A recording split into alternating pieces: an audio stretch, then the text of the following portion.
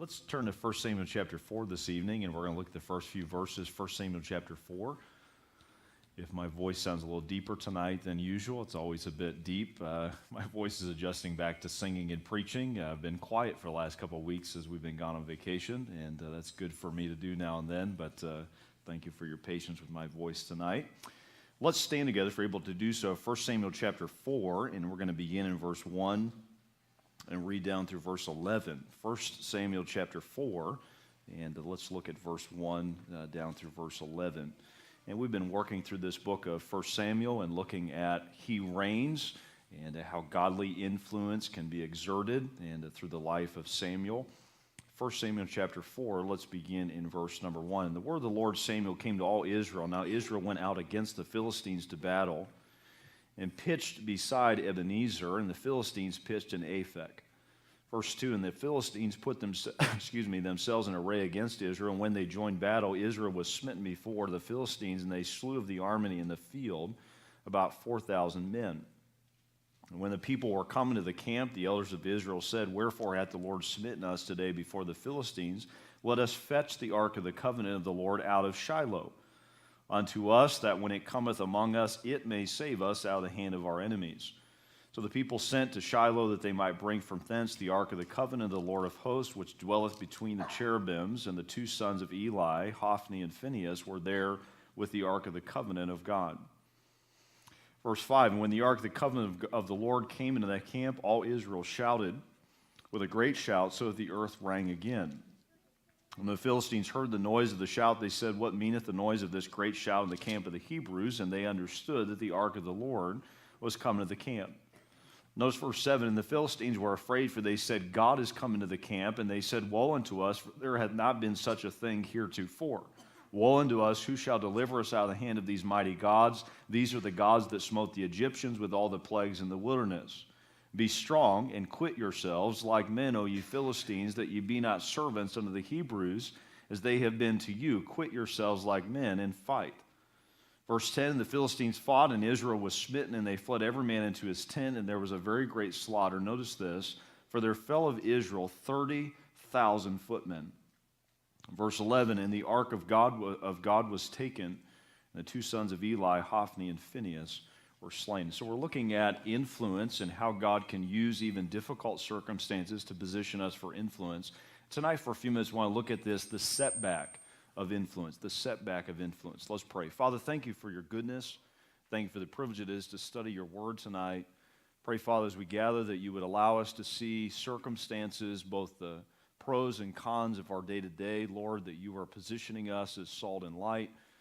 Lord, you want to use us as a witness and testimony of your grace and your power. And Father, I pray tonight that you would use this study for those who maybe have experienced setbacks in their life, whether that be physical, whether that be financial, emotional, maybe some other area relationally, Lord, that they're facing a setback. And Lord, you would help them to see it through the lens of your sovereignty, your plan, and how you're uniquely positioning us to be leaders. I pray, Father, we would lead not just in good times, but in difficult times. And that, Lord, often it is in those settings that we are most able to be the influence that you want us to be. Bless this study, be honored in it, we pray. In Christ's name, amen. You may be seated or stay standing, whichever you would like. No, I'm just kidding. But as you're being seated tonight, I don't know if you're like me, but sometimes I feel like everything's moving the wrong direction. I don't know if any of you feel that way, whether that be morally or spiritually or otherwise.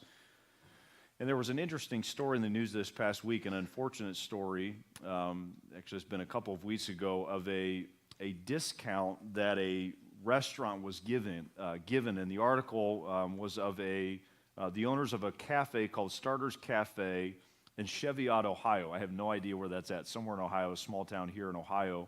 And they were offering a 10% discount if you brought your church bulletin. So if you walked in after church on Sunday and brought in your hand the bulletin, they would see that, and some of the restaurants in our town do this, and our county do this. They see the bulletin, then they give you a discount. It's somewhat of a marketing ploy. I don't know how excited they are about people going to church as much as it allows them to see a bump maybe in traffic in their restaurant. So they've been doing this for some time, And it became something that through Yelp, if you're familiar with that, they do like online reviews of businesses. They begin to get some negative feedback from that. Eventually, the FFRF, the Freedom from Religion Foundation, got news of this, and through publicity and different smear techniques and things that they actually shut down this program. The restaurant actually bailed. They said it just isn't worth our trouble. I'm amazed at how hostile our day is to God, to His Word, to His church, to believers as a whole. And I think if we're not careful, we tend to have a very dim outlook in our day when we need to most be assertive in what God would have us to be as salt and light in our day. And can I just say, the darker it gets, the more brightly shines our influence and our testimony. And so instead of retreating and being despondent, may we instead be assertive in what God has called us to be. While it may feel like this evening that the cause of Christ is experiencing a lot of setbacks, as we see here even in the text that we just read, it is the spiritual movers and shakers who are moving and shaking when things are often viewed as a setback. Leaders see setbacks differently than those who are reactionary.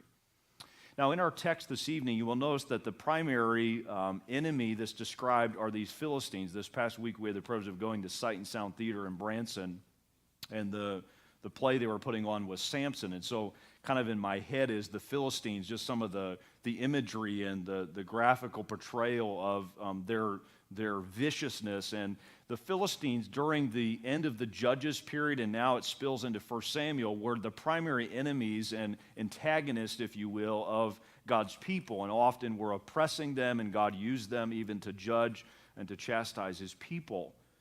And there were basically 5 main towns that we'll talk about in just a moment: Gaza, Ashkelon, Ekron, Gath, and Ashdod. And these 5 regions made up the Philistines, and we see them dealing very directly and difficultly with God's people. Now, here's the key statement. If you're taking notes, I would jot down this statement, and then we'll unpack its significance. Here's the statement: the most effective leaders are the ones who don't lose heart or focus when it feels like things are going backward. Can I give that to you again? The most effective leaders are the ones that don't lose heart or focus when things feel like they're going backwards. And if you don't lose your focus and you don't lose your hope in God when things feel like it's going the wrong direction, you are the ones who God can use to lead in our day. So the question is, what can we learn about God during seasons of defeat that can broaden our influence for His glory? Let's talk about tonight 2 characteristics we see in chapter 4 that we just read, and then we'll read a few verses from chapter 5 as well. 2 characteristics of God that shine most brightly during seasons of setback. The first one, number 1, in chapter 5, as we just read, is God reveals that He is omnipresent in the midst of setbacks. God is omnipresent. One of the things that I'm learning in our day, and a lot of this would have to do with social media, which this past couple of weeks I purposely I use it primarily for our ministry here and ways to communicate and promote our church and the gospel. But taking a bit of a break from that and not really interacting with that much the last couple of weeks has been refreshing and renewing for me, not because I'm living with blinders, I'm aware of what's going on in the world, but you can watch too much news, you know that, right? You can track too many stories and what's trending, and I have learned this, that I cannot handle the burdens and all of the setbacks going on all over the world. I can't even know all of those things, let alone process them and try to solve them.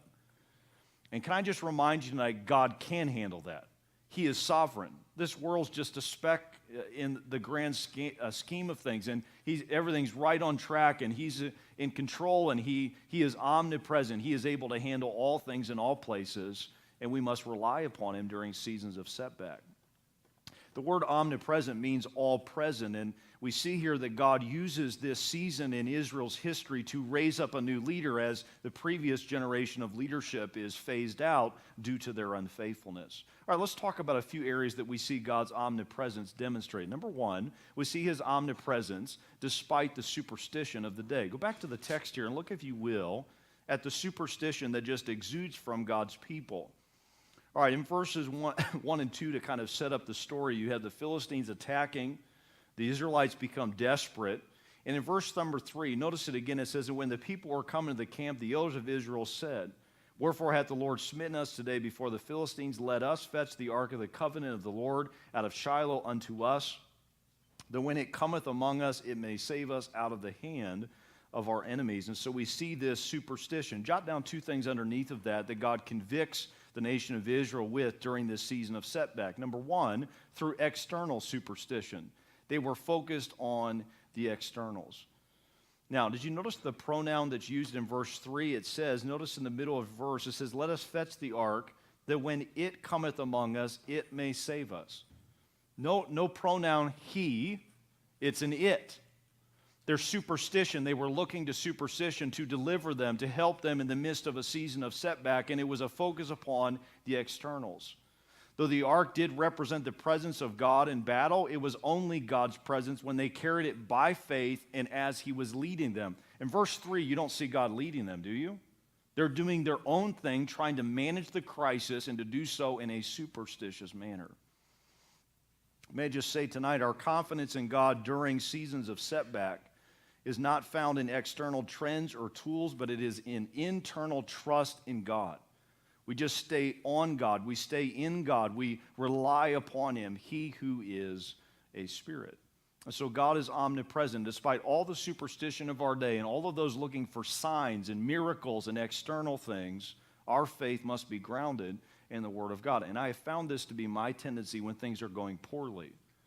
I want to grab onto something tangible instead of just trusting in God, being still and knowing that he is God, knowing that he is more than capable of handling the difficult circumstances that surround me. And so we see this confrontation of superstition focused on externals. Notice, if you will, also now, verse number 6. So they bring in the ark. They get all excited about what they think is the solution. Notice now verse 6. And when the Philistines heard the noise of the shout, they said, what meaneth the noise of this great shout in the camp of the Hebrews? And they understood the ark of the Lord was come into the camp. And the Philistines were afraid, for they said, God is come into the camp. And they said, woe unto us, for there had not been such a thing heretofore. Woe unto us, who shall deliver us out of the hand of these mighty gods? And you notice, if you will, that in verse number 10, after all of this posturing and all of this response, in verse 10, it says, the Philistines fought, and Israel was smitten, and they fled every man unto his tent. And then you see this huge number given, for there fell of Israel 30,000 footmen. Number two, not only was there external superstition, but defeated superstition. God defeated those who were superstitious. Now, I will submit to you, the only believers in verses 1 through 11 are not the Israelites, they're the Philistines. Isn't that amazing? They knew of the accounts of the Egyptians and God's manifesting of his power, and they believed it, and they feared this God, and they fight more fervently in response to what they believed about this God. What's interesting is that God is using all of this story, verses 1 to 11, to judge his people, and the Philistines were not aware of that. The Israelites were not aware of it, but God was fulfilling his promise, his warning to the house of Eli. All right, notice, if you will, now verse number 12. And there ran a man, Benjamin, out of the army, and came to Shiloh the same day with his clothes rent, and with earth upon his head. And when he came, lo, Eli sat upon a seat. This is the father of the two gentlemen referred to back in verse 11. Watching, for his heart trembled for the ark of God. And when the man came into the city and told it, all the city cried out. And when Eli heard the noise of the crying, he said, what meaneth the noise of this tumult? And the man came in hastily and told Eli. Now Eli was 98 years old, and his eyes were dim that he could not see. The man said unto Eli, I am he that came out of the army. I fled today out of the army. And he said, what is there done, my son? And the messenger answered and said, Israel is fled before the Philistines. And there hath also been a great slaughter among the people, and thy two sons also, Hophni and Phinehas, are dead. Notice, and the ark of God is taken. Number two, may I remind you this evening that God is omniscient, not just despite the setbacks as it pertains to superstition, but number two, the paganism of our day. Omnipresent despite the paganism of our day. The other day, a friend of mine was sharing, he had a yard sale. It was a garage sale, driveway sale, yard sale. And he said this, quote, you don't know judgment until someone drives past your yard sale very slowly and then doesn't stop. You ever had that? They look down their nose at your stuff, and then they just keep going. Can I just say this evening, when it comes to God and our relationship with God, that if we're not careful, we look down at those pagans. We don't realize how much this evening paganism is a part of our thinking. Paganism has infringed and it's woven its way into our hearts, and we think just like the pagans. We view our God the way the pagans view their God, small g. And this paganism, despite its infiltration into the people of God even, God was still omnipresent. Notice a few areas of this paganism that had crept in. In verses 12 through 17 that we just read, jot down, first of all, we see a heartbroken paganism.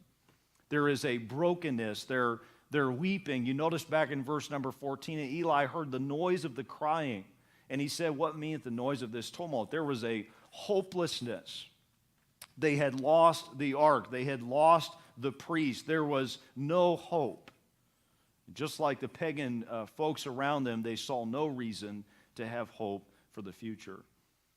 And then you notice in verse 18 that Eli, notice it says, and it came to pass when he made mention of the ark of God that he, Eli, fell off the seat backwards by the side of the gate, and his neck brake, and he died, for he was an old man. In heaven he had judged Israel for 40 years. And so we see the writer stressing in verse 18, it wasn't the Philistines and their victory, it wasn't even the loss of his sons, it was the loss of the ark that caused this man to die and to pass away. Now go back to chapter 2 of 1 Samuel. And you will notice the reason this happened. Remember earlier we studied on Eli and some of the issues between him and his sons. Look, if you will, verse 29. Here Eli is being confronted by the Lord through this prophet. Verse 29, wherefore kick ye at my sacrifice and at mine offering, which I commanded in my habitation. Notice this, and honorest thy sons above me, to make yourselves fat with the chiefest of all the offerings of Israel, my people. And so the consequence of chapter number 4 in verse 18 is the result of the confrontation and the issues behind it in chapter 2 and verse 29. May I submit to you tonight, nothing is as devastating as the loss eventually experienced to all who honor anything or anyone over the Lord. It leads to loss, it leads to devastation, it leads to the sad end of the story that we see to the household of Eli. And so heartbroken paganism. Eli thought it was done. They had lost the ark, there was no hope. And I hear a lot of believers in our day, even believers who, because the church is not what it once was, because culture is not what it once was, all of these external reference points. Listen, our hope is not in our country. Our hope is not in our economy. Our hope is not in all of these externals. Our hope is in the Lord, the God who made heaven and earth and has secured for us a place of eternal blessing and peace and joy. That's where our hope comes from. This church may not be someday. You may not have everything today that you draw hope from, but you still have God. I still have God. That's the source of our hope. And so the pagan focuses on the externals. One of the scenes in the Samson play was of the temple of Dagon and Samson knocking the head off of one of their idols and just the recoil of the Philistines to that. We don't worship stuff. We don't worship things. We worship God who is a spirit, and therefore our hope is transcendent. Our hope is independent of the trends of our day. All right, second, look, if you will, verse 19 back in our text. Chapter 4 again, look at verse 19. Just to show you how far this paganism had infiltrated this so-called spiritual family. These are the leaders of Israel in their day, verse 19. And his daughter-in-law, this is Eli's daughter-in-law, one of now the widows. Phinehas, his wife, was with child, near to be delivered. And when she heard the tidings that the ark of God was taken, and that her father-in-law and her husband were dead, and she bowed herself and travailed, for her pains came upon her. And about the time of her death, the women that stood by said unto her, fear not, for thou hast borne a son. Notice the response, so unnatural, the end of verse 20, but she answered not, neither did she regard it. And she named the child Ichabod, saying, the glory is departed from Israel, because the ark of God was taken, because of her father-in-law and her husband. And she said, verse 22, the glory is departed from Israel, for the ark of God is taken. Number two, secondly, not only do we see heartbroken paganism, but we see hopeless paganism. Hopeless paganism. So there's a heartbrokenness, there's a devastation on Eli's part, and then you see in verses 19 and following this hopelessness exhibited by Phinehas' wife. Since the presence of the ark represented the presence of God, its capture suggested that God was no longer with his people. That was the mindset of this dear lady. That was the mindset of her culture and of her day. Can I just say by way of application tonight, the gap is never wider and more exposed of our view of God than when we suffer a setback. When things become difficult, when panic mode begins to kick in. And it is only those who believe that God is omnipresent. God is not defined by what's going on in this space. God is not defined by what's going on in this age. God just is. And when hope is grounded in that God who is transcendent, then we don't define God or define our hope in God based on the trends of our day. Listen, if we are discouraged tonight, it's because we've gotten our eyes off of God. If we've lost hope tonight, it's because we have for years, unbeknownst to us, been drawing our hope from how the church is doing, how the mission efforts are going, how whatever politically or economically things are going, when our hope needs to be in God. If you hear me giving you the woe is us thing, man, remind me of this. And when I hear from you, let us remind each other that God is the source of our hope. And you see at the end of this text, it's all over. No, God is still on his throne working, as we'll see shortly in the chapter that is to follow. All right, now let's look at a second characteristic of God that shines in setback seasons that's found very vividly in chapter number 5. Look, if you will, at the first few verses, and I love this story. If I could see a replay, there are a few that I'd like to see, the Red Sea and some of the other amazing things of the Old Testament and Jesus, some of his earthly ministry, but I'd love to see this. Verse 1, chapter 5. And the Philistines took the ark of God and brought it from Ebenezer unto Ashdod. All right, so they've captured the ark. When the Philistines took the ark of God, they brought in the house of Dagon and set it by Dagon. Verse 3. And when they of Ashdod arose early on the morrow, behold, Dagon was fallen upon his face to the earth before the ark of the Lord. And they took Dagon and set him in his place again.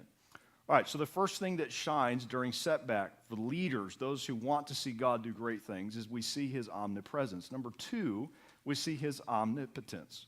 God is omnipotent most vividly during seasons of setback. And the word omnipotent simply means all-powerful. When can God's power most vividly be seen? Is it when things are going well and there's just a gentle nudge or contribution from our perspective on God's part to keep things rolling? Or is it when we desperately need him and then he shows up? It's the seasons of setback where we see God's power most manifested, and we see it clearly again here in chapter 5. We wouldn't have the first few verses of chapter 5 if it were not for the setbacks found in the previous chapter. And so the Philistines are about to learn, and God's people are about to be reminded that not only is God omnipresent, but he is also omnipotent. And if you leave with nothing else tonight, I hope you'll get these 2 points. No matter how bad things are trending right now, God is where you're at tonight. And number 2, he is more than able to handle what you're facing this evening. He's more than able to handle the people, the interpersonal aspects, the financial challenges, the physical maladies, whatever the specific thing. God is with you, and God is able. And when we know those things, we can become leaders, not just followers, but leaders for the Lord in areas of influence. All right, let's talk about a few things pertaining to that. First of all, number 1, we see that God is omnipotent despite the arrogance. God is omnipotent despite the arrogance of these Philistines. I enjoy traveling because I love to see different things that are unique to a region. And we were going through, I don't know if you've ever been through Indiana, I find it fascinating. I think maybe it's Illinois, but there are sections where they almost create a tourist. Have you seen the world's largest rocking chair? I think it's on 70, about 6 hours from here, and they got the world's largest this. It's in the middle of nowhere. I don't like some of those tourist traps, but some of the things that are authentic things to travel to. And the other day I was made aware, as I didn't know this before, but this is in Seattle. And this wall it's called the Market Theater Gum Wall. All those little colored things you see there are pieces of gum. And people go there and they take a picture and then they take their wad of gum and they add it to this mural. And several times the officials have tried to clean it up and it just resurfaces. But it's 15 feet high, 50 feet long, is covered several inches thick with gum. And it's an attraction that people want to go to. And for all of the OCD people in the room, such as myself, having these tendencies, it's listed as one of the top 5 most germ-infested tourist attractions you can go to. The other one that you maybe know is Blarney Stone, where you lean over and kiss it backwards. I would not go to this place. At least I wouldn't walk down. I might look from the end at a sanitized distance, but I don't want to be too close to that. Can I just say this evening, when it comes to our relationship with God, if we're not careful, when others try to stick it to God, or when they try to poke at God or make fun of God, we try to defend him. Can I just say, God is more than able to deal with his detractors. He's more than able to deal with those who question him, who doubt him. And we see clearly in chapter 5 that he does. Here's what we do. God seems to be at a distance. God seems to not be moving. And so we start saying something or doing something. What about letting God defend his name? He does that in chapter 5. He's more than able to deal with those who are arrogant toward him, who doubt him, who question him. All right, let me give you a couple things in this area of his omnipotence despite arrogance. Number one, we see his omnipotence in the face of arrogant superiority. Arrogant superiority. They thought that they were above, they were beyond what God had offered to them. In verses 1 and 2, you see they bear this ark like a trophy. Can you visualize them coming back to the temple? Yeah, look at who our God empowered us to overcome. And the ark quietly and meekly is passively put into this place. And then in verse number 3, we see that there is this pecking order of gods, and Dagon is well beneath that of God. In verse number 2, it talks about they set it by Dagon. And Dagon was a god that involved somewhat of a dragon appearance, his tail, his face. And so they placed the ark before him, almost in submission to him. And in verse number 3, you will notice when they come in the morning that this Dagon god has fallen on his face to the earth, almost as if to worship our God, to worship Jehovah God. Again, no intervention on God's people's part, just God making his name known. And in the Hebrew, the language here seems to indicate that the God here is bowing down before the ark. He is found flat upon his face before the ark. Then I love this phrase. I have it underlined in my Bible. Did you notice the end of verse 3? It says, and they took Dagon and set him in his place again. Our God doesn't need put in his place. He doesn't need to be elevated. He does that all on his own. Every other God has to be propped up and has to be pushed up and has to be reassembled. Our God can take care of that on his own. He has framed all things. He is able to promote and to push himself to where he needs to be. Then you notice in verse 4 it says, and when they arose early, so they set him back up, behold, Dagon was fallen upon his face to the ground before the ark of the Lord. Notice it adds this, and the head of Dagon and both palms of his hands were cut off upon the threshold. Only the stump of Dagon was left to him. Again, this submission. His torso remains intact, but head and hands are broken off and lay scattered. And we see here this submission to the God who is the one true God. Now, notice what happens to these folks after both of these instances. Look at verse 5. Therefore, neither the priest of Dagon nor any that come into Dagon's house tread on the threshold of Dagon in Ashdod unto this day. And so we see this, not only arrogant superiority, but number 2 in verses 4 and 5, an arrogant denial. An arrogant denial. They simply prop him back up, and then once he's defeated again and ashamed again, they move on. They forget. They deny what has just occurred. I think they're embarrassed in verse 5, if we're honest this evening. They're embarrassed by the inferiority of their God, and they ignore it and they deny it instead of accounting and confessing and acknowledging the one true God. Now, even in the seasons of setback, God is still making sure that his name is glorified. I think sometimes we put too much credence on what we're saying about God and what we're doing for God, instead of allowing God to validate and affirm himself. Now, he may use our lips and lives to do so. But we're talking about the God who carved the canyons, the God who created all things. He's more than able to do his PR work. He's more than able to keep his name before the heathen. And we see him actively doing that. Are we aware of that? Are we confident in God? Are we trusting him that he will make himself known? God will make sure to remind the watching world that he is the one true and mighty God. His status as God, listen, is not subject to or dependent upon the spiritual vitality of his people. His people are in free fall spiritually in chapter 4, but his name is still glorified, is it not? He's not dependent on us. He just is. And he allows us to be a part of his influence in this life. And so confidence and depending upon God to elevate his name. One of the things I love about our church, I don't know if you sense, but God is moving in our church. Just coming back after a couple weeks, I see things that I maybe overlooked before leaving just because in the grind of the day-to-day, God is moving. And I have nothing to do with it, and neither do you. He's just proving himself. And so we need to allow him to do that in our lives. Despite the setbacks, he is working. He'll make sure the arrogance is overcome. All right, now, look, if you will, at the balance of our text beginning in verse 6. All right, what does God do that only God can do to resurrect his name before his people? Verse 6, but the hand of the Lord was heavy upon them of Ashdod, and he destroyed them and smote them with emerods, even Ashdod and the coast thereof. Number two, secondly, not only is God omnipotent despite the arrogance, but also despite the manipulation. Despite the manipulation. The other day I read a story about a wife who was watching her husband standing on the bathroom scales. That's always an interesting time in a marriage. And she was watching him, and she watched him keep trying to suck in his stomach as he was standing on the scales. She watched him do it for a little bit, and then he did it again, they did it again. Finally, she said, that's not going to help you. He said, sure it is. At least then I can see the numbers. You know, that was his agenda. I don't know if you've ever thought about trying to manipulate or trying to tweak the numbers to live in denial of where you are at, but people do that with God.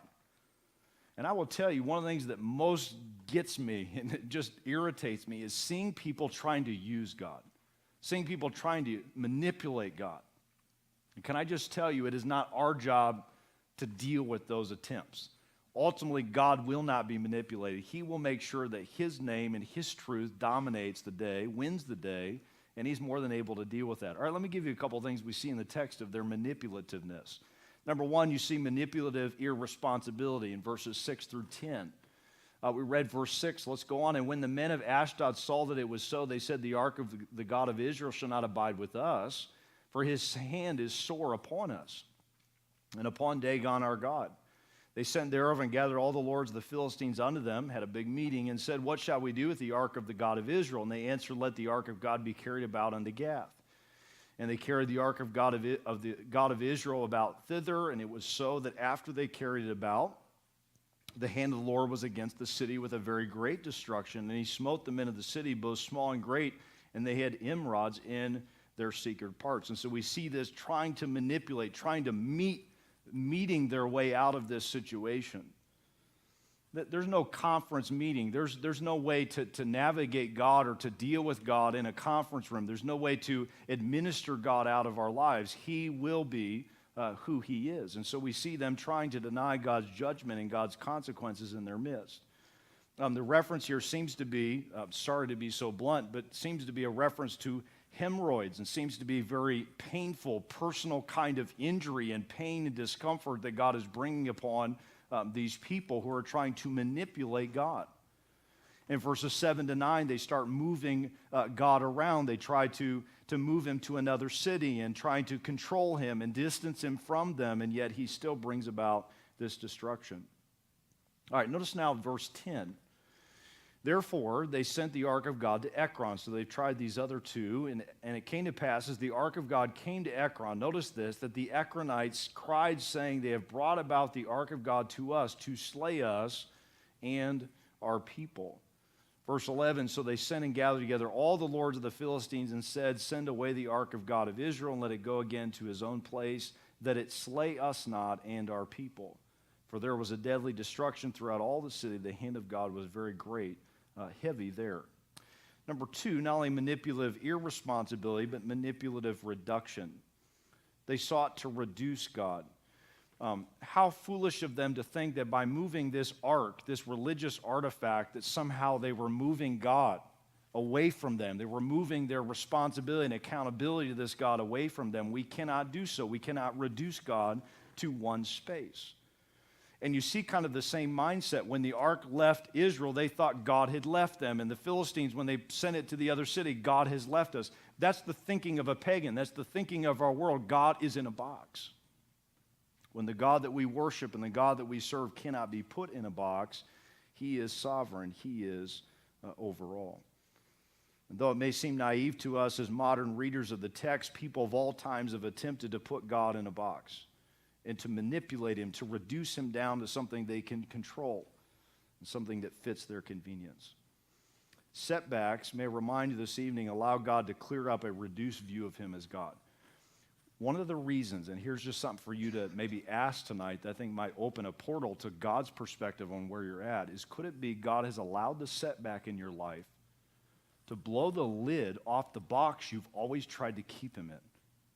That the difficulty, the place that you've gotten boxed into is the place where you can with clarity see a God you've maybe never seen before. Not because he's changed, but your view of him is much broader and grander, of a God who fills heaven and earth. A God who can do anything. Instead of thinking like the Philistines, we allow God to be as big and glorious and grand as he wants to be. One author I was reading recently was talking about how we've gotten so used to scrolling through things on our phones, and news stories or news feeds or blog posts or whatever we're looking at, we're so used to just moving from one thing to the next or clicking through channels. We're just so trigger happy. And he said this in reference specifically to social media. This is not a message on social media, though I'm kind of going there tonight. I don't know why. Take it for what it's worth. But he said this: social media wires our brains to constantly scroll for something better. It trains our brain to do that. And the author said this: when we enter the presence of God, we can stop scrolling. There is no thing and there is no one greater. He is all that we need. Maybe the reason you're in a setback tonight, or you will be this week, is because God's trying to get you just to stop and to trust him. Stop and realize he is great. He is grand. He is worthy of my faith and of my confidence. As we finish tonight, I wanted to show you a picture I came across recently that I thought was really kind of interesting. I'll show you the picture and then give you the story. This is a picture of an elephant. Her name is Shirley. And USA Today a few weeks ago had a story of this elephant who celebrated her 70th birthday in the middle of July the 6th. What's remarkable is most Asian elephants live to 47 years of age, and most African to 42 for Asians, 47 for Africans. So she's well beyond the normal lifespan. The article said Shirley would have been an amazing life story to tell if she could only talk. Born in Sumatra in 1948, that tells you how old this elephant is. Shirley was captured at age 5 from the wild and was sold to a traveling circus where she entertained audiences for more than 20 years. Over those 2 decades, Shirley survived the immense physical and emotional impact suffered by many captive elephants used for entertainment and financial gain. Her story is largely about survival and her many near-death experiences during her time traveling with the circus. Listen to this rundown. Around 1948, Shirley survived a capture attempt by Fidel Castro's forces in Cuba. She walked away from a highway vehicle accident that killed 2 other elephants. Then in 1963, the circus ship that Shirley was traveled on caught fire and partly sank. While she survived, the accident left Shirley with burns on her back, side, and feet. A more severe burn also caused her to lose part of her right ear. After an altercation with another elephant in 1974, Shirley suffered a broken leg that eventually ended her circus days. And then went on to talk about some of the habitats or places now that she resides. But she went through all of those things and survived, and she's at the age of 70 celebrating that birthday. Now, you say, Pastor, what's the point of that picture and that story? Is this: I have run into some elephants of endurance. And those, listen to me, those who are leading, those who are impacting others are not those who have life perfectly. They're not those that have the comfortable existence. They're those who've gone through some of the greatest setbacks you can imagine. And instead of those setbacks being the antithesis of their influence, they're the foundation, they're the context of their influence. Think about the last 5 biographies you've read of substantial leaders. Let's just move to a secular setting. Those people have had their hearts broken. They've had their homes broken. They've had devastating things occur to them, and yet they persevered. The same is true when you read the Hall of Faith in Hebrews 11, setback after setback after setback, and go to the end, sawn asunder, it ends with. And yet they had faith in God, and because they had faith in God, they became influencers for this God they trusted in. Can I give you a statement as we finish that maybe will encourage you in whatever setback you're about to experience or maybe you're in this evening? Here's the statement. Every setback is a setup for God's perfect will. Every setback is a setup for God's perfect will. And if you believe that, it will change how you influence others. Here's what I hear, and I'll end with this. Here's what I hear too much of in my own heart and life, and maybe even in yours, is instead of leading, we're whining, we're complaining, we're worrying. And if tonight we would move from that position to a heart of trust, to a heart of confidence, that every setback is a setup for God's perfect will, we now become a part of God's plan in a way that impacts and encourages and influences others. Can I encourage you to think on this question this evening? Instead of panicking or bailing, would you determine during seasons of defeat and seasons of setback to focus upon the omnipresence of God? God is with you. He's not just with his people during the good times. He's with his people when it feels like he's left us, when things are not going as we would want. It's maybe someone else has disappointed us. He is still there.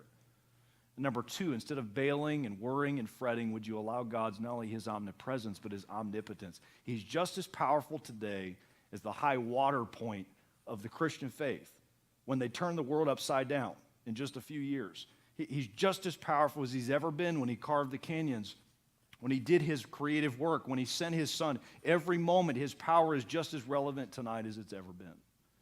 And when you know that and you believe that, you become a leader. Parents, stop reacting to the trends of our day. Preachers, pastors, spiritual leaders, stop bemoaning the culture. He's still our God. He's here. He's with us. He's just as powerful as he's ever been. Live in light of that. Lead with that in mind.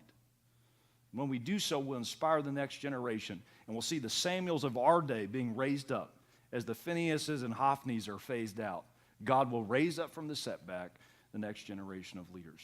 Let's pray together. Father, thank you for your word tonight.